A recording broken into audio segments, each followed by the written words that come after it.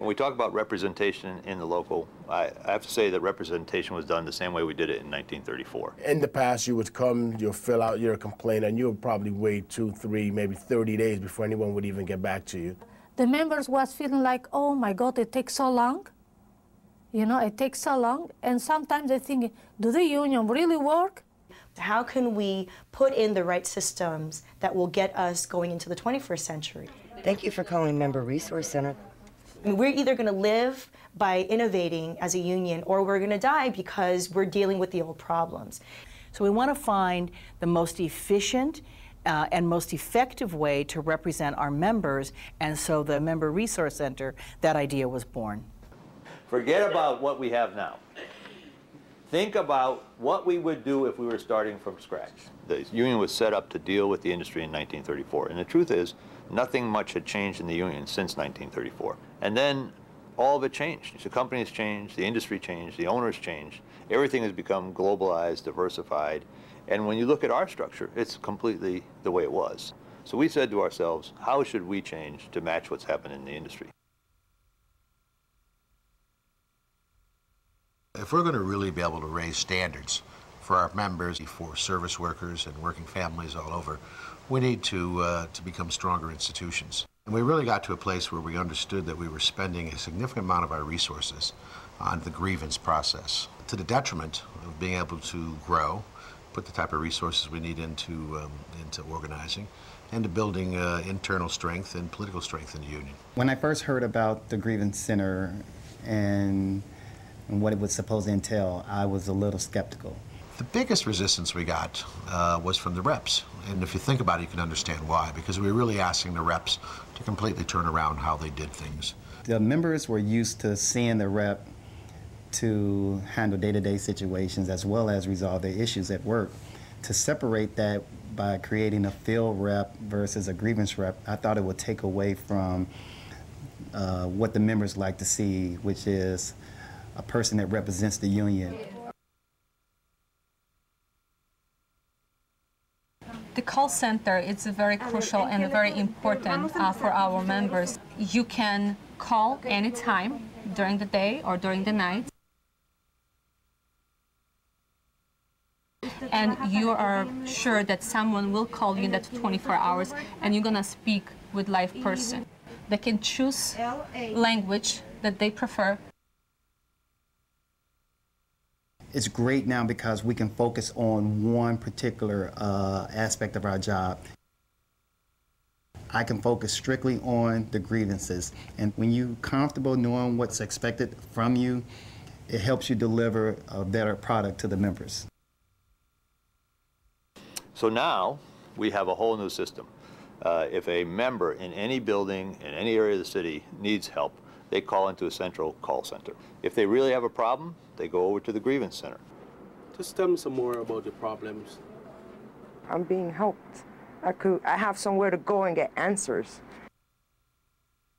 The goal of this new organization was not just to set up a concentrated grievance center, but was also to free time up and staff energy to go into a field and develop a whole industry strategy for our two primary industries, commercial buildings and for residential. The commercial office staff feels that for the first time they can really dedicate themselves to the commercial members in a way that what we build in the contract campaign becomes a foundation for the day-to-day work that follows. Before we couldn't do that.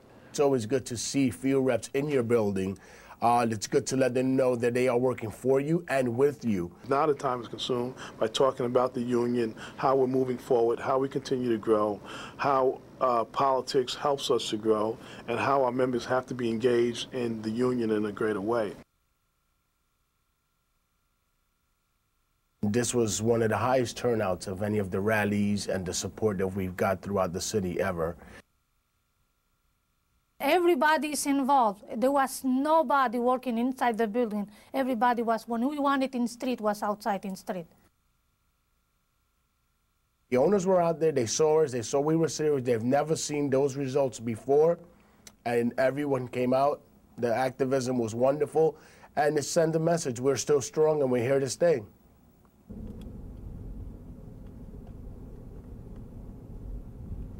I have about 226 high-rises that I cover, 1,200 members. I represent engineers, assistant engineers, maintenance guys, janitors, and doormen throughout this area.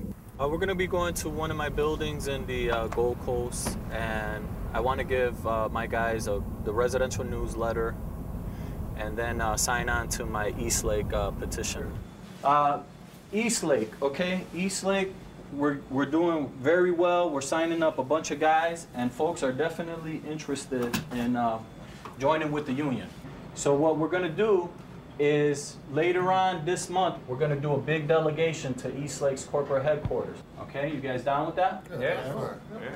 We really wanted to free up the reps from doing grievances to be able to go out into the buildings and really start to build the union. With this new change, we were able to develop members, create brigades, send them down there to Houston, and let them organize. I went into Houston as a brigader to work with this campaign so that janitors will get benefits, health care, decent wage for what they're working for. And they now have a union which is unheard of in Houston. And one great satisfaction is that people still call me now and say, Carlos, guess what? And I said, what? I'm enjoying my first week of vacation that I've never had, and I've been working for 15 years.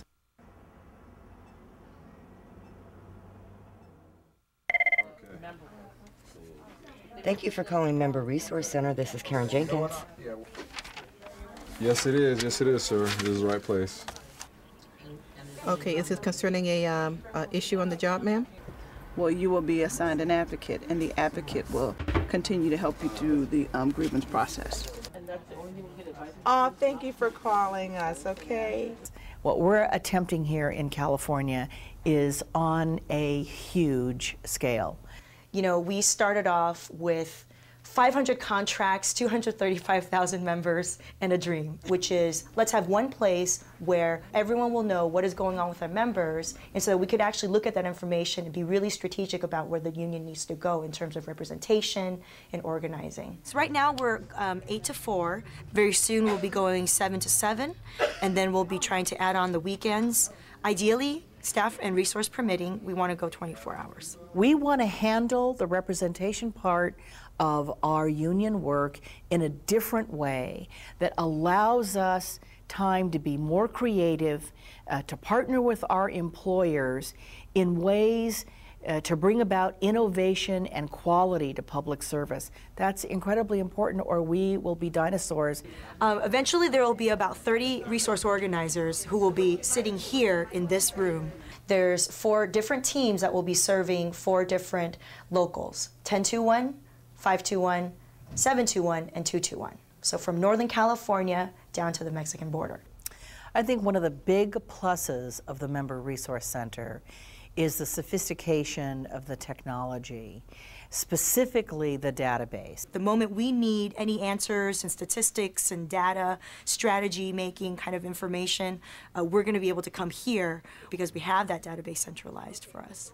The Member Resource Center can be used to outreach, whether it's telling our members about a rally, whether it's encouraging them to join COPE, building our union. I think it can be used in proactive ways as well. If we're going to become this really, kick butt, organizing union for the 21st century where we're going to live and not die because we're not innovating, we need to have your energy as a worksite organizer out there communicating that message and getting as many members as engaged as possible. No longer will we get those complaints about, I give you monthly dues, why are you not picking up my phone call, right? Now they can say, they are picking up my phone call. I might just want to donate to the political fund. I might just participate and volunteer for the campaign that's coming up. I'm proud of the efforts that we've made so far, but we have a long way to go to really build an organizing culture in our union, and this is really going to, I think, take us that last step. And so if this Member Resource Center allows us to spend our resources improving members' lives on a larger scale, why wouldn't we do that?